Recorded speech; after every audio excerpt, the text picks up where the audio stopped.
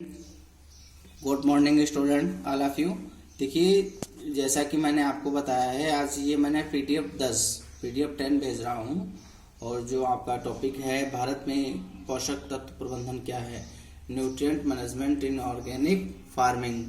तो देखिए, इसको बताने से पहले मैं ये भी बता दे रहा हूँ, जो मैंने उस दिन ऑनलाइन टेस्ट लिया है, उस ऑनलाइन टेस्ट के ऑप्शन आप लोग एक बार मैं सोच रहा हूँ कि दोबारा कंफर्म कर दूँ, आप लोगों को भी डाउट दूर हो जाएगा। देखिए, पहला जो है उसमें रहेगा भारत, और दूसरे में रहेगा सिक्किम, और तीसरे में रहेगा 13 अप्रैल सन 1995, और चौथे में रहेगा एजेक्टिरेक्टन, और पांचवें में रहेगा औषधि, और छठे में रहेगा निम्बोली, सातवें का ऑप्शन है फास्फोरस, आठवें का है यूरिया, और 9वें का है 22, और 10वें का है सर अल्बर्ट हावर्ड। ठीक है, ये 10 ऑप्शन मैंने बता दिया है। और ऑर्गेनिक फार्मिंग क्या है वो लोग आप लोग जानते ही हैं, आप पीडीएफ मैंने भेजा है उससे भी देख लेना, और एडवांटेज क्या है, और उसके साथ साथ में जैसा कि क्लासिफिकेशन ऑफ बायो फर्टिलाइजर, उसका भी पीडीएफ मैंने आप लोगों को बताया है। और अगर कोई समस्या होती है, कोई दिक्कत होती है, आप पूछ लीजिएगा। चलो बात करते हैं अपने टॉपिक की कि भारत जैविक खेती में पोषक तत्व प्रबंधन क्या है। देखिए, जैविक खेती में एक स्वस्थ मिट्टी बनाने के लिए लगातार काम करना महत्वपूर्ण है।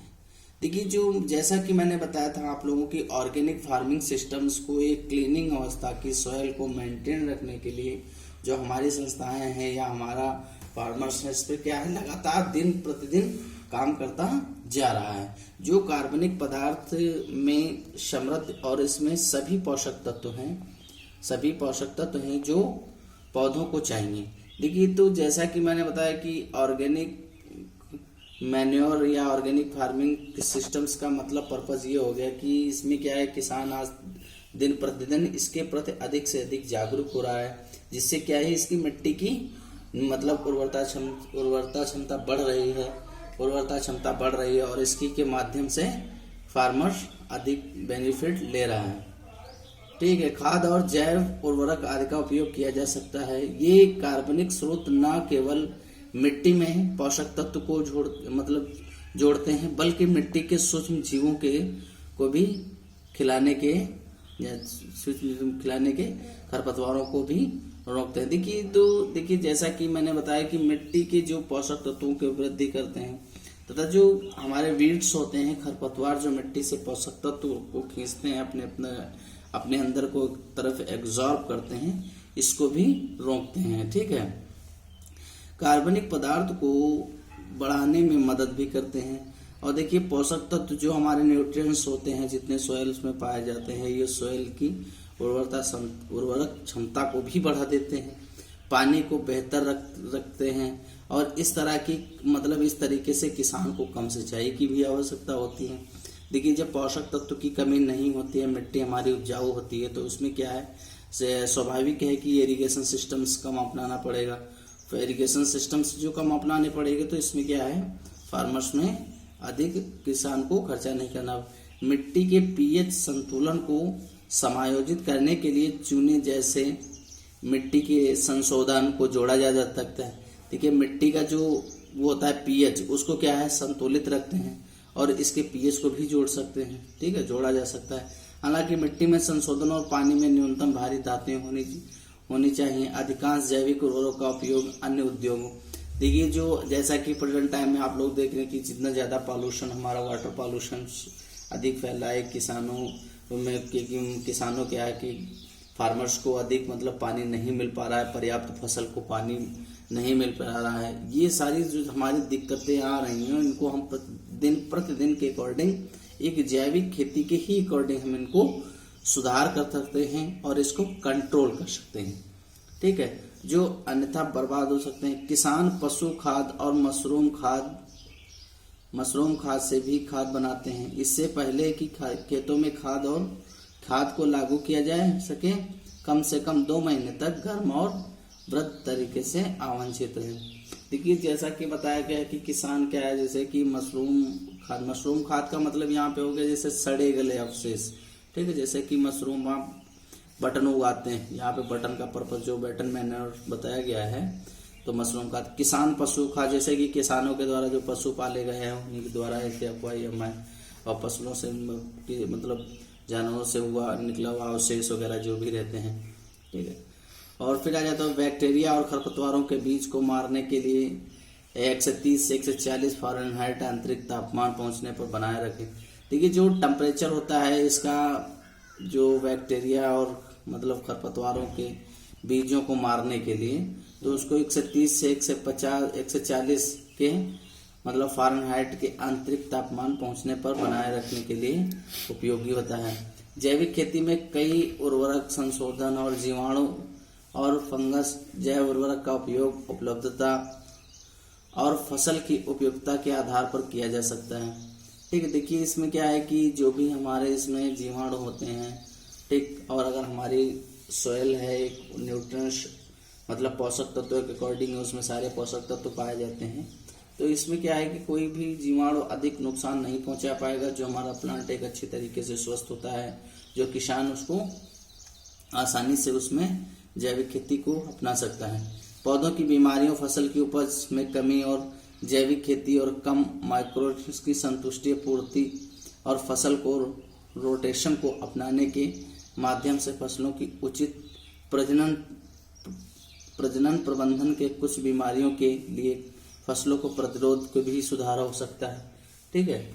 और देखिए जो लाभकारी जीवों के साथ साथ जीवित हैं, स्वास्थ्य रोगाणु, कवक, बैक्टीरिया, हानिकारक बैक्टीरिया, कवक आदि होते हैं जो जांच में बीमारी का कारण बनते हैं। देखिए अगर मिट्टी में हमारे न्यूट्रिएंट्स की कमी रहती है तो न्यूट्रिएंट्स की कमी के अकॉर्डिंग क्या है, इसमें बहुत सारे बैक्टीरिया हैं, जो रोगाणु है, जो मिट्टी को जो कवक रखते हैं, जो अगर हमारी जांच के अकॉर्डिंग इनको पता चल जाता है, यानी जब हम सॉइल टेस्टिंग कराते हैं या किसान सॉइल टेस्टिंग कराता है, सॉइल टेस्टिंग कराने के अकॉर्डिंग ही अगर इनके रिस्पॉन्स का पता चल जाता है तो इससे क्या है हमारी फसल पे इसका काफ़ी इफेक्ट पड़ता है, ठीक है।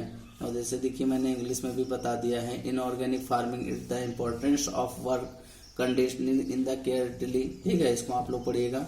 और जैसा कि है नेक्स्ट आपकी हेडिंग है जैविक खेती में खरपतवार प्रबंधन, weed management in organic farming. देखिए वीड मैनेजमेंट में मतलब जैविक खेती में खरपतवार प्रबंधन क्या है। देखिए जैविक खेती में रासायनिक जड़ी बूटियों का उपयोग नहीं किया जा सकता है, ठीक है। जैविक खेती में रासायनिक जड़ी बूटियों का, देखिए यहाँ पे जड़ी बूटी का पर्पस जो मैंने बताया है, जड़ी बूटी का मतलब केमिकल्स का प्रयोग यूजेस नहीं किया जाता है। देखिए जो हमारा ऑर्गेनिक सिस्टम्स है, ऑर्गेनिक सिस्टम्स में केमिकल्स का यूज नहीं किया जाता है, ठीक है। इसीलिए निराई केवल मैनुअल रूप से की जाती है। देखिए इसमें क्या है, इसके लिए निराई वगैरह अगर हम मान लीजिए कोई फसल में अगर कोई वीड्स अधिक उगाते हैं तो इसको मैनुअल तरीके से मतलब किसी भी पौधे को नुकसान ना हो और किसान उसको खरपतवार को आसानी से निकाल सके। खरपतवार प्रबंधन के लिए जुताई, बाड़, मल्चिंग जैसे विभिन्न सांस्कृतिक प्रथाओं का उपयोग भी किया जा सकता है, ठीक है। इसके लिए मल्चिंग जैसा कि मैंने बता दिया कि अधिक खरपतवार उगाते हैं तो हम उस पर मल्चिंग कर देते हैं। मल्चिंग के ही अकॉर्डिंग इसमें हम खरपतवारों को भी रोका जा सकता है, ठीक है। और ये सारे रीजन्स हैं इसमें नुकसान प्रबंधन करने के जैविक विधियों का उपयोग, ठीक, ये करने निर्माण करने के लिए एक कवक लगाई जा सकती है। जब भी संभव हो ड्रिप इरिगेशन का प्रयोग करना चाहिए, ठीक है, जो संयत लाइन में रखते हैं। और नेक्स्ट आपकी हेडिंग है पेस्ट मैनेजमेंट, कीट प्रबंधन। देखिए क्या है, जैविक खेती में कीटों की उपस्थिति जहां और जब तक पहले वे अनुमानित होते हैं। देखिए अगर हम कोई भी ऑर्गेनिक सिस्टम्स को अच्छी तरीके से अपना सकते हैं तो उसमें क्या है पेस्ट मैनेजमेंट यानी कीट प्रबंधन होने का भी कम चांसेस रहता है, ठीक है, कम चांसेस रहता है। और ये क्या है, एक हमारे लिए फार्मर्स के लिए एक बहुत गंभीर समस्या बनने का भी चांसेस रहता है। तो इसके लिए क्या, अगर हम ऑर्गेनिक सिस्टम्स अपनाते हैं, ऑर्गेनिक सिस्टम्स को में फसल को समय पे ही बुआई करते हैं तो उसको हम आसानी से कंट्रोल भी कर सकते हैं, कीटों का प्रकोप भी नहीं होता है। हानिकारक कीटों का मुकाबला करने की मुख्य रणनीति लाभकारी कीड़ों की आबादी का निर्माण करना है। देखिए अगर हम इसको क्या है जैविक खेती को पर्पस अपनाते रहेंगे तो कितना भी हमारा मतलब इंसेक्ट इस पे जोर लगाए मगर इसका कोई भी लार्वा इस पे फसल को या इसके अंडे को नहीं, मतलब इनके क्रॉप्स के ऊपर कोई भी प्रकार का इफेक्ट नहीं डाल सकता। ठीक है। फूलों और पौधों को मिश्रणों के साथ लगातार खेतों के आसपास की सीमाओं, ठीक है, और को स्थगित करना हो। देखिए अगर हम इसमें क्या है कि ऑर्गेनिक सिस्टम अपना रहे हैं कीटों के लिए, हम इसमें बचत कर रहे हैं। बहुत सारे जो बार्टरिंग रूप से इनमें क्या है, जिससे कि पटसन वगैरह मुख्य फसल के चारों ओर बार्टरिंग कर देते हैं, इससे भी इनको कंट्रोल किया जा सकता है। ठीक है, किया जा सकता है। कीटों को आकर्षित करती हैं, जबकि कीट प्रकोप को सामना करना भी पड़ता है, जो कि लाभकारी कीटों द्वारा नियंत्रित नहीं किया जा सकता है। देखिए कुछ ऐसा होता है कि ऑर्गेनिक सिस्टम्स में कि अगर हम कीट को कीट के ही अकॉर्डिंग अनुमोदित करना चाहते हैं तो हम नहीं कर पाते हैं। इसमें क्या है कि अगर हम ऑर्गेनिक सिस्टम्स को अपनाते हैं तो इसमें किसी भी रासायनिक केमिकल्स का यूजेस ना कर करके हम आसानी से कीटों को हटाने के जो मतलब नुस्खे अपनाए फार्मर्स, वही इसमें आते हैं। ठीक है। इसके अकॉर्डिंग की जैसे कि किसी किसान को एक खेत में बार एक फसल का नहीं लेना, ठीक है, और जानवरों, ये देखिए जानवरों के लिए कम विविधता और पर्यावरण में कम दृढ़ता, इन मानदंडों को राष्ट्रीय जैविक मानकों द्वारा निर्धारित किया जाता है। कि देखिए जैसा कि अगर कोई भी किसान है एक ही फसल को एक खेत में बार ले रहा है तो इसमें क्या है कि पेस्ट यानी कि कीट इंसेक्ट लगने के चांसेस रहते हैं। तो इसके लिए भी अगर हम जैविक सिस्टम्स अपनाते हैं तो इसमें इसका भी मुख्य पर्पज होता है। नेक्स्ट है आपका disease management in organic farming. ठीक है, जैविक खेती में रोग प्रबंधन।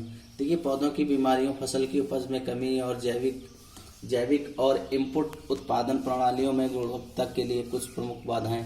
देखिए प्रमुख बाधाएं माइक्रो न्यूट्रिएंट्स की संतुष्टि आपूर्ति और फसल रोटेशन को अपनाने के लिए। देखिए अगर हम कोई भी फार्मर्स अगर एक सिस्टमेटिक तरीके से माइक्रो स्टेटस संतुलित आदि सिस्टम्स को रोटेशन को अपनाता है तो उसमें क्या है कि कम डिजीजेस लगने के चांसेस रहते हैं। ठीक, अपनाने के माध्यम से। और देखिए इसमें क्या है कि फसलों के लिए उचित प्रजनन आपूर्ति और फसल रोटेशन अपनाने के माध्यम से फसलों के लिए उचित प्रजनन प्रबंधन के कुछ बीमारियों के लिए फसलों के प्रतिरोधक में सुधार किया जा सकता है। इस प्रकार जैविक खेती का सबसे बड़ा पुरस्कार स्वस्थ मिट्टी है। देखिए यहाँ पे भी बताया गया है कि डिजीज, अगर जैविक खेती में हमारे सारे न्यूट्रिएंट्स प्राप्त किए जाते हैं और इसका मुख्य पर्पज क्या है, अगर हमारी मिट्टी में समस्त प्रकार के पोषक तत्व पाए जाते हैं तो उसमें डिजीज भी नहीं लग पाते, अधिक रोगों का भी प्रकोप नहीं हो पाता, जो लाभकारी जीवों के साथ साथ जीवित है। ये स्वस्थ रोगाणु, कवक और बैक्टीरिया, हानिकारक बैक्टीरिया और कवक रखते हैं जो जांच में बीमारी का कारण बनते हैं। देखिए अगर किसी कारणवश मान लीजिए कोई भी पौधे में या किसी सॉइल की कमी से, बहुत सारी सॉइल्स की कमी में मिट्टी में मतलब बैक्टीरिया पाए जाते हैं, इसके अकॉर्डिंग भी इसमें डिजीजेस लगने के चांस रहते हैं। ठीक है, तो इसके लिए किसान को अधिक से अधिक जैविक सिस्टम्स को अपनाना ही इसका मुख्य पर्पज है। ठीक है स्टूडेंट, आप लोग इसको पढ़िएगा और ध्यान से, किसी प्रकार की कोई दिक्कत हो आप हमसे पूछिएगा। धन्यवाद।